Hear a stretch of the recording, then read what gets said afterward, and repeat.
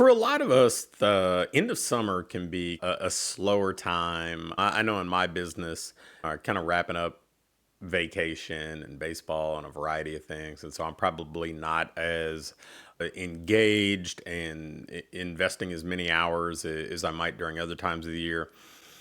And I think the market that we're in, I don't think that's an uncommon thing. And I also use that time to start to really kind of dig in and say, okay, what do I need to be thinking about? What kind of ideas are out there that I need to be up to date on? What kind of changes do I need to make? And what I have found time and time again that the surest path to success is to leverage the proven stuff and freshen it up and make it relevant in the market or the landscape that you're navigating now. And what I love so much about that is I see it come to fruition every day. One of the things that we've seen so much in the last couple of years with marketing is how successful things like scholarships and sweepstakes and those types of things have been.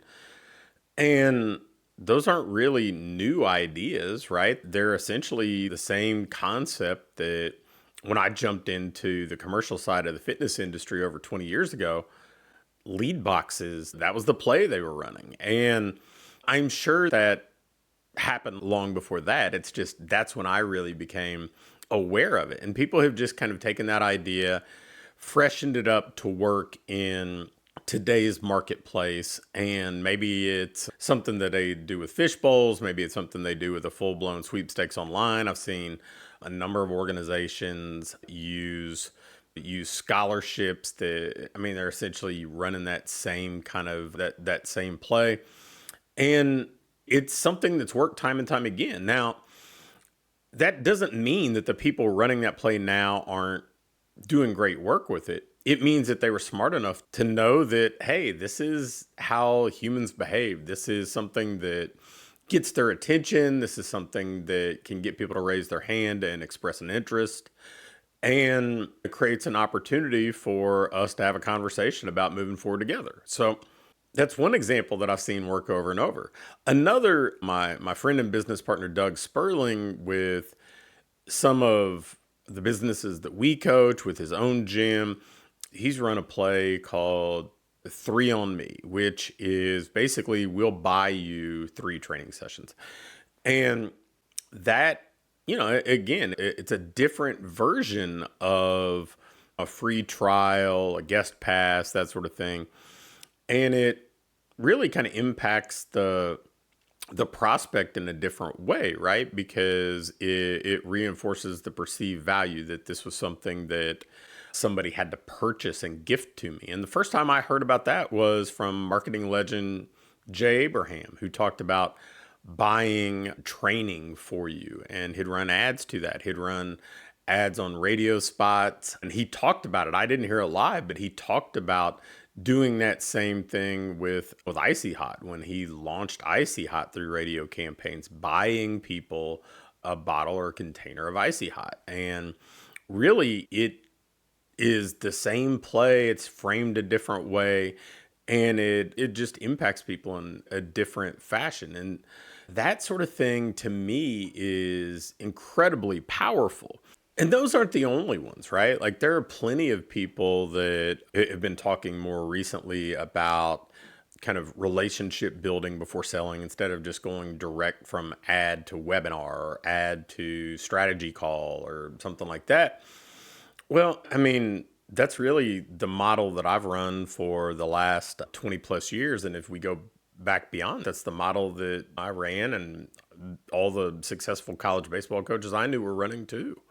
You connect with somebody and you build a relationship and you create trust before you actually make an offer. And now that is, I think, in vogue and people kind of cycle in and out of that. The longer sales cycle, the longer runway before we make a purchase, just depending on how the market's kind of trust is in the people doing the selling. And Finally, another one that I think that we see work so well with our best clients is this, what we call a Godfather offer, which is you get somebody in on a trial offer, sort of free experience or low cost experience, a short term experience, and you make them an irresistible offer at that kind of initial point of contact. They come in, they do this. Now, the name for it that we talk about it now, we picked up from a client at the time, Beth Bishop. I thought it was such a cool name that it's this offer you can't refuse. But the concept isn't dramatically different. I remember when I owned a health club, we'd get people in on 7-day trials, 14-day trials, even 1-month trials, and we'd convert between 55 and 59% of them to ongoing members on day one with some sort of irresistible offer at the point of sale that usually involved, hey, here's a gym bag with a t-shirt and a water bottle and a discount card to our partner businesses and access to our nutrition software and a couple sessions of free training and access to tanning and all this stuff. And so there's this big package of stuff that you get that's probably has a retail value of a couple $300 if you trade in your trial on day one. And didn't matter how long our trial was. It could be 7 days, it could be a whole month. We held true converting that level of people on day one because of that strong offer. So there are things that have worked in the past that now with the technology we have available, with market preferences, with trends, you can freshen up a dozen different ways, 100 different ways, however you want.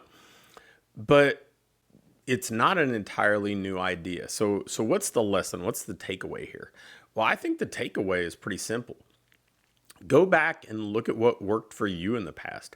Go back and study things that worked for you, not just last year, but 3 years ago, 5 years ago. If you've been in business this long, 10 or more years ago, and say, what elements of that can I recycle?